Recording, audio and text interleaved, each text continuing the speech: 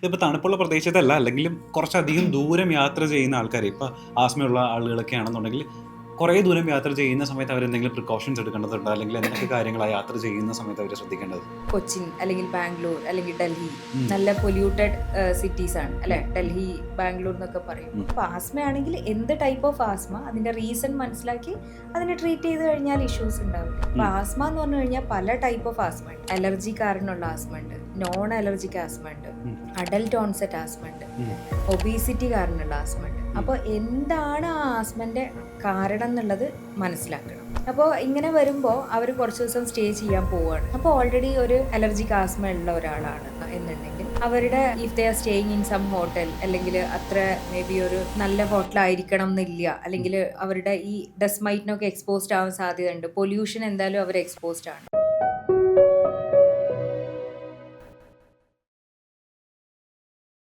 നമ്മൾ മിഥുനം സിനിമയിലൊക്കെ കണ്ടല്ലേ, ശങ്കരാടി കൊടൈക്കനാലിലേക്കൊക്കെ പോയിട്ട് തണുപ്പ് സഹിക്കാനല്ലേ ആസ്മ കൂടിയിട്ട് തിരിച്ചു വരുന്ന കോമഡി സീനൊക്കെ. അപ്പോൾ ഈ ആസ്മയുള്ള ആളുകൾ ഊട്ടി, കൊടൈക്കനാൽ അല്ലെങ്കിൽ തണുപ്പ് കൂടുതലുള്ള പ്രദേശത്തേക്ക്, ആ ജോഗ്രഫിയിലേക്ക് പോകാൻ പാടില്ല എന്നാണോ പറയാ? അങ്ങനെ പറയാൻ പറ്റില്ല. ബിക്കോസ് ആസ്മ കറക്റ്റ് കൺട്രോൾ ചെയ്ത് പോയി കഴിഞ്ഞാൽ നമുക്ക് ഈ ഒരു ട്രിഗേഴ്സ് ഉണ്ടെങ്കിലും നോ ഇഷ്യൂസ്, ബുദ്ധിമുട്ടുണ്ടാവില്ല. പിന്നെ ഇൻ കേസ് അങ്ങനെ ഒരു ട്രാവൽ ചെയ്യുന്നുണ്ട് നല്ല തണുപ്പുള്ള ക്ലൈമറ്റിലേക്കാണ്, അപ്പോൾ അങ്ങനെ ഒരു എക്സാസർബേഷൻ ഉണ്ടാവാൻ പോസിബിലിറ്റി ഉണ്ടെങ്കിൽ നമ്മളെ കയ്യിൽ അതിനുള്ള മെഡിസിൻസ് എടുത്തു വെച്ചാൽ മതി. ലൈക്ക് ആ ഒരു പെർട്ടിക്കുലർ ടൈം, അതായത് ഭയങ്കരമായിട്ട് കൂടുന്നുണ്ട്, അപ്പൊ അങ്ങനെ ഉണ്ടെങ്കിൽ അതിനെ ട്രീറ്റ് ചെയ്യുന്ന ഇൻഹേലേഴ്സ് ഉണ്ട്, അത് കയ്യിൽ വെക്കുക. അപ്പോൾ ബേസിക്കലി പറഞ്ഞു കഴിഞ്ഞാൽ ഇപ്പൊ ആസ്മ ഉള്ളവർക്ക് കാലാകാലം അങ്ങനെ ആസ്മ ഉണ്ടാവും എന്നുള്ളതല്ല. അപ്പൊ ആസ്മ എന്ന് പറഞ്ഞു കഴിഞ്ഞാൽ പല ടൈപ്പ് ഓഫ് ആസ്മ ഉണ്ട്. അലർജി കാരണമുള്ള ആസ്മ ഉണ്ട്, നോൺ അലർജിക് ആസ്മ ഉണ്ട്, അഡൽട്ട് ഓൺസെറ്റ് ആസ്മ ഉണ്ട്, ഒബീസിറ്റി കാരണമുള്ള ആസ്മ ഉണ്ട്. അപ്പോൾ എന്താണ് ആ ആസ്മന്റെ കാരണം എന്നുള്ളത് മനസ്സിലാക്കണം. അപ്പോൾ ഇഫ് ഇറ്റ് ഇസ് അലർജി കാരണമുള്ള ആസ്മയാണെന്നുണ്ടെങ്കിൽ എന്തിന് അലർജി എന്നുള്ളത് ഐഡന്റിഫൈ ചെയ്തിട്ട് അതിനെ നമ്മൾ ട്രീറ്റ് ചെയ്യണം. ഇപ്പൊ നോൺ അലർജിക് ആസ്മയാണെങ്കിൽ അതിന്റെ ബയോമാർക്കേഴ്സ് എന്താണെന്നുള്ളത് കറക്റ്റ് ഐഡന്റിഫൈ ചെയ്തിട്ട് അതിനെ നമ്മൾ ട്രീറ്റ് ചെയ്യും. ഇപ്പോൾ ഒബീസിറ്റി ആസ്മയാണെന്നുണ്ടെങ്കിൽ ആ ഒബീസിറ്റി കറക്റ്റ് ചെയ്യണം. അപ്പോൾ ഓരോന്നിനും ഒരു റീസൺ ഉണ്ട്, ആ റീസണിനെ നമ്മൾ കറക്റ്റ് ചെയ്യാണ് വേണ്ടത്.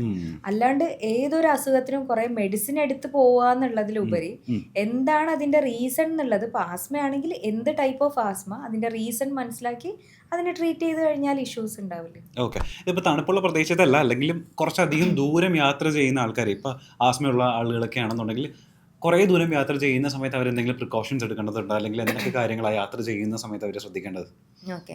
അപ്പോൾ യാത്ര ചെയ്യുന്ന ടൈമിൽ അപ്പോൾ അവർ ഒരു കോൾഡ് ക്ലൈമറ്റിലേക്ക് പോകുന്നുണ്ട്, അല്ലെങ്കിൽ ലോങ് ട്രാവൽ, അല്ലെങ്കിൽ ഒരു പൊല്യൂട്ടഡ് ഒരു ഏരിയയിലേക്കാണ് പോകുന്നത്. അതായത് ഫോർ എക്സാമ്പിൾ ഇപ്പോൾ നമ്മൾ കൊച്ചിൻ അല്ലെങ്കിൽ ബാംഗ്ലൂർ അല്ലെങ്കിൽ ഡൽഹി നല്ല പൊല്യൂട്ടഡ് സിറ്റീസ് ആണ് അല്ലെ, ഡൽഹി ബാംഗ്ലൂർ എന്നൊക്കെ പറയും, പൂനെ. അപ്പോൾ ഇങ്ങനെ വരുമ്പോൾ അവർ കുറച്ച് ദിവസം സ്റ്റേ ചെയ്യാൻ പോവുകയാണ്. അപ്പോൾ ഓൾറെഡി ഒരു അലർജിക് ആസ്മ ഉള്ള ഒരാളാണ് എന്നുണ്ടെങ്കിൽ അവരുടെ ഇപ്പോൾ if they are staying in some hotel, അല്ലെങ്കിൽ അത്ര മേ ബി ഒരു നല്ല ഹോട്ടലായിരിക്കണം എന്നില്ല, അല്ലെങ്കിൽ അവരുടെ ഈ ഡസ്റ്റ് മൈറ്റിനൊക്കെ എക്സ്പോസ്ഡ് ആവാൻ സാധ്യതയുണ്ട്. പൊല്യൂഷൻ എന്തായാലും അവർ എക്സ്പോസ്ഡ് ആണ്. അപ്പോൾ അങ്ങനെ ഉണ്ടായിരിക്കുമ്പോൾ ഈ ഒരു ആസ്മ എക്സസർബേഷൻ വന്നു കഴിഞ്ഞാൽ എന്തൊക്കെ മെഡിസിൻ എടുക്കണം എന്നുള്ളത്, അങ്ങനെ ഒരു ആ ഒരു മെഡിസിൻ എടുക്കാനുള്ള ഇൻഹേലേഴ്സും ഉണ്ട്, ഓറൽ മെഡിസിൻസും ഉണ്ട്. അപ്പോൾ അതെല്ലാം കയ്യിൽ എടുത്തു വെച്ച് കഴിഞ്ഞാൽ വലിയൊരു ഡിഫിക്കൽട്ടി ഉണ്ടാവില്ല.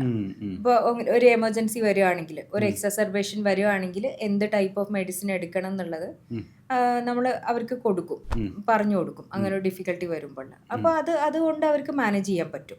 പിന്നെ ഉള്ളത് അതിന് എന്തെങ്കിലും ഒരു റീസൺ ട്രിഗർ ചെയ്യാൻ സാധ്യത ഉള്ളതുണ്ട്, അപ്പോൾ ആ ട്രിഗേഴ്സ് അവോയ്ഡ് ചെയ്യാനുള്ളതും അവരുടെ അടുത്ത് ശ്രദ്ധ ഉണ്ടാവും. ഓക്കെ. ഈ റീസൺസിന്റെ കാര്യം പറയുന്ന സമയത്ത് നമ്മൾ ക്ലാസ്മേറ്റ്സ് എന്ന് പറഞ്ഞ സിനിമയിൽ നരേൻ ആസ്മയുണ്ട് അതിൽ. അപ്പോൾ അതിൽ പാരൻസ് പ്രത്യേകം ശ്രദ്ധിക്കുന്നുണ്ട് അയാൾ ടെൻസ്ഡ് ആവാതിരിക്കാനൊക്കെ വേണ്ടിയിട്ട്. അപ്പോൾ ഈ ടെൻഷൻ അല്ലെങ്കിൽ സ്ട്രെസ് ഒക്കെ ഈ ആസ്മനെ ഭയങ്കരമായിട്ട് ട്രിഗർ ചെയ്യുന്ന ഫാക്ടറാണ്. അതെ അതെ അതെ ഈ സ്ട്രെസ് എന്നുള്ളത് ആസ്മനെ നന്നായിട്ട് ട്രിഗർ ചെയ്യുന്ന ഒരു സംഗതിയാണ്. അതായത് ഓൾറെഡി ആസ്മ ഉള്ളവർക്ക് നല്ലൊരു സ്ട്രെസ്ഫുൾ അറ്റ്മോസ്ഫിയർ അല്ലെങ്കിൽ ഒരു സ്ട്രെസ് സിറ്റുവേഷൻ വരുമ്പോൾ അവരുടെ ആസ്മ ഭയങ്കരമായിട്ട്, അതായത് ബേസിക്കലി പറഞ്ഞു കഴിഞ്ഞാൽ നമ്മുടെ എയർവേസ് എന്ന് പറയുമ്പോൾ അതിൻ്റെ ഒരു സ്പാസം വരുന്നതാണ്. അപ്പോൾ ഈ സ്ട്രെസ് എന്ന് പറയുന്നത് ഇപ്പോൾ നമ്മൾ ഡയബറ്റീസ് അല്ലെങ്കിൽ ഹൈപ്പർ ടെൻഷൻ, ഈ സ്ട്രെസ് എന്ന് പറഞ്ഞ സംഗതി ഇതെല്ലാം ഇൻക്രീസ് ചെയ്യും. അതുപോലെ തന്നെ ആസ്മ അതിൻ്റെ ആ എയർവേൻ്റെ സ്പാസം ഇൻക്രീസ് ചെയ്യും. അപ്പോൾ ആ സ്പാസം കൂടുമ്പോൾ എന്താണ്, ഓക്സിജൻ പോകാനുള്ള ഒരു സ്പേസ് അവിടെ കുറവാണ്. അങ്ങനെ വരുമ്പോൾ ഇവർക്ക് ബ്രീത്തിങ് ഡിഫിക്കൽട്ടി, വീസിങ് വരും. അപ്പോൾ ആ സ്ട്രെസ് അവോയ്ഡ് ചെയ്യുക എന്നുള്ളത് ഇമ്പോർട്ടൻ്റ് ആണ്. സ്ട്രെസ്ഫുൾ അറ്റ്മോസ്ഫിയർ കഴിയുന്നത് ഒഴിവാക്കുക എന്നുള്ളത് ഇമ്പോർട്ടൻ്റ് ആണ്. അതായത് നല്ലൊരു റുട്ടീൻ ഉണ്ട്, പിന്നെ ഈ സ്ട്രെസ് മാനേജ് ചെയ്യാനുള്ളൊരു കഴിവുണ്ട്, അതുപോലെ ആസ്മന്റെ റീസൺ ഐഡന്റിഫൈ ചെയ്തിട്ട് ട്രീറ്റ് ചെയ്യുന്നുണ്ട്, and regular exercise, good routine, then possibilities are less. പണ്ടത്തെ നമ്മളെ ഈ ജഗദീഷ് കുമാറിൻ്റെയൊക്കെ സിനിമയിൽ നമ്മൾ കണ്ടിട്ടുണ്ട്, ഈ ആസ്മ കൂടുതലുള്ള പേഷ്യൻസ് ഹൈദരാബാദിൽ പോയിട്ട് മീൻ വിഴുങ്ങുക എന്നൊക്കെ പറഞ്ഞിട്ടുള്ള ട്രീറ്റ്മെൻറ്റ് സിനിമയിലൊക്കെ മാത്രം നമ്മൾ കണ്ടിട്ടുണ്ട്. അതെന്താ അപ്പോൾ അങ്ങനെ ട്രീറ്റ്മെൻറ്റ്സ് ഇപ്പോൾ നിലവിലുള്ള ആസ്മ പേഷ്യൻസിനൊക്കെ ഓപ്റ്റ് ചെയ്യാൻ പറ്റിയ ഏറ്റവും നല്ല ബെസ്റ്റ് ട്രീറ്റ്മെൻറ്റ് അപ്പോൾ ഏതാ ഓപ്റ്റ് ചെയ്യുക? ആസ്മന്റെ ട്രീറ്റ്മെന്റ്സ് എന്ന് പറയുമ്പോൾ ഓറലി മെഡിസിൻസ് എന്തെടുത്തു കഴിഞ്ഞാലും അത് വയറിൽ പോയി, ലിവറിൽ മെറ്റബോളൈസ് ചെയ്ത് ഹാർട്ടിലെത്തി പിന്നെ ലങ്സിലെത്തുള്ളൂ. അത് നേരെ അങ്ങോട്ട് ശ്വാസകോശത്തിലേക്ക് കൊടുത്തു കഴിഞ്ഞാൽ, അതായത് ഇപ്പോൾ നമ്മൾ തലവേദന ഉണ്ടാവുമ്പോൾ നമ്മൾ ജസ്റ്റ് വിക്സ് മാത്രം ഇതാക്കുന്ന അപ്ലൈ ചെയ്യുന്ന, അല്ലെങ്കിൽ ഐയിലൊരു പ്രശ്നം ഉണ്ടെങ്കിൽ ഐ ഡ്രോപ്സ് കൊടുക്കുന്ന, അതുപോലെ നേരിട്ട് ലങ്സിലേക്ക് കൊടുക്കുന്ന ഒരു ഇതാണ് ഇൻഹേലേഴ്സ് എന്ന് പറയുമ്പോൾ കുറഞ്ഞ ഡോസിൽ. അത് പല തെറ്റിദ്ധാരണകളും ഉണ്ട്, അഡിക്ഷൻ ആവും, സ്ഥിരമാവും. നെവർ. അതായത് അതെങ്ങനെ വരുന്നതെന്ന് പറഞ്ഞാൽ, ഇപ്പൊ 10 പേർക്ക് ഈ ഒരു അലർജിക് ഇഷ്യൂസ് ഉണ്ട്. അപ്പൊ 5 പേര് എവറി മന്ത് അല്ലെങ്കിൽ എവറി 2 to 3 months ഇങ്ങനെ ഡോക്ടറെ കാണിക്കുന്ന, മെഡിസിൻ എടുക്കുന്ന, കഴിക്കുന്ന, അതാരും കാണുന്നില്ല. പക്ഷെ ഇവരൊരു 5 days എടുക്കുന്ന മെഡിസിനാണ് ഈ ആസ്മ ഉള്ള, അലർജിക് ആസ്മ ഉള്ള അല്ലെങ്കിൽ ആസ്മ ഉള്ള ആളുകൾ 6 months എടുക്കുന്നത്. അപ്പോൾ ഈ ഒരു 5 days എടുക്കുന്നതും 6 months ഇൻഹേലേഴ്സ് എടുക്കുന്നതും ഏകദേശം ഇറ്റ് ഈസ് ഈക്വൽ. അപ്പൊ അതെന്താന്ന് പറഞ്ഞാൽ the dose is very less, വളരെ കുറഞ്ഞ ഡോസാണ്. നേരിട്ട് അങ്ങോട്ട് കൊടുക്കുന്നതുകൊണ്ട് ഡോസ് വളരെ കുറവാണ്. അതായത് നമ്മൾ 10,000 20,000 മൈക്രോഗ്രാംസ് വായിലൂടെ കൊടുക്കുമ്പോൾ നമ്മൾ ഇൻഹേലർ ആവുമ്പോൾ അത് 100 200 400 മതി, അത്രയും ഡോസ് കുറവാണ്. അപ്പോൾ അങ്ങനെ ഒരു ഡോസ് കുറക്കാൻ വേണ്ടിയിട്ടാണ് നേരിട്ട് അങ്ങോട്ട് കൊടുക്കുന്നത്. അപ്പോൾ ആസ്മൻ്റെ ട്രീറ്റ്മെൻറ്റ്സ് പറയുമ്പോൾ ഒന്ന് എന്താണ് ആസ്മൻ്റെ കാരണം എന്നുള്ളത് ഫൈൻഡ് ഔട്ട് ചെയ്തിട്ട് ട്രീറ്റ് ചെയ്യാം. അതായത് ഇപ്പോൾ നോൺ അലർജിക് ആസ്മ ആണെങ്കിൽ ഏത് ബയോമാർക്കറാണ് ഐഡന്റിഫൈ ചെയ്തിട്ട് അതിനെ ട്രീറ്റ് ചെയ്യാം. അലർജിക് ആസ്മ ആണെങ്കിൽ എന്തിന് അലർജി എന്നുള്ള ഐഡന്റിഫൈ ചെയ്തിട്ട് ഇമ്മ്യൂണോതെറാപ്പി, അലർജീൻ്റെ ട്രീറ്റ്മെന്റ് ചെയ്യാം. ഒബീസിറ്റി കാരണമുള്ളതാണെങ്കിൽ ഒബീസിറ്റി കുറക്കാനുള്ള വഴികൾ ചെയ്യാം. അങ്ങനെ ഓരോ ആസ്മയ്ക്കും ഒരു റീസൺ ഉണ്ടാവും, അതിനെ ഐഡന്റിഫൈ ചെയ്തിട്ട് അതിനെ കറക്റ്റ് ചെയ്യുക എന്നുള്ളതാണ് ആസ്മന്റെ ട്രീറ്റ്മെന്റ്. പിന്നെ അതിൽ ചെയ്യാനുള്ളത്, ഇപ്പോൾ നമ്മൾ മെഡിസിനൊക്കെ എടുക്കുന്നുണ്ടെങ്കിൽ അത് ഏറ്റവും കുറഞ്ഞ ഡോസിൽ കുഴപ്പങ്ങളില്ലാണ്ട് കൊണ്ടുപോകാം. അതായത് എവറി മന്ത് ഓർ 2 months ഇങ്ങനെ വീസിങ് വന്നുകൊണ്ടിരിക്കുക, എന്നിട്ട് നമ്മൾ ഡോക്ടറെ അടുത്ത് പോവുക, കുറേ ടാബ്ലറ്റ്സ് എടുക്കുക, അങ്ങനെയുള്ള സിറ്റുവേഷൻ ആണെങ്കിൽ അത് വരാണ്ടിരിക്കാനുള്ളതാണ് ചെയ്യേണ്ടത്. അതായത് നമ്മുടെ എയർവേ കേടുവന്ന് ശരിയാക്കുക എവറി 1 or 2 months ഇങ്ങനെ കേടുവന്ന് ശരിയാക്കുന്നുണ്ടെങ്കിൽ കേട് വരാണ്ടിരിക്കാനുള്ളതാണ് നമ്മൾ ചെയ്യേണ്ടത്. കാരണം പലതവണ കേട് വരുമ്പോൾ, ഇപ്പൊ നമ്മൾ ഫ്രിഡ്ജ്, TV, വാഷിംഗ് മെഷീൻ, ഇതൊക്കെ എത്ര തവണ കേടുവന്ന് ശരിയാക്കും.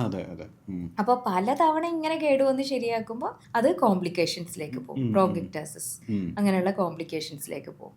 അപ്പൊ അത് കേട് വരാണ്ടിരിക്കാൻ കുറഞ്ഞ ഡോസിൽ മെഡിസിൻ എടുക്കാനുള്ളതാണ് ഈ ഇൻഹെയിലർ എന്ന് പറയുന്നത്. അതായത് 5 days എടുക്കുന്ന ടാബ്ലറ്റ്സും 6 months എടുക്കുന്ന ഈ ഒരു ഇൻഹെയിലറും തമ്മിൽ തുല്യമാണ്.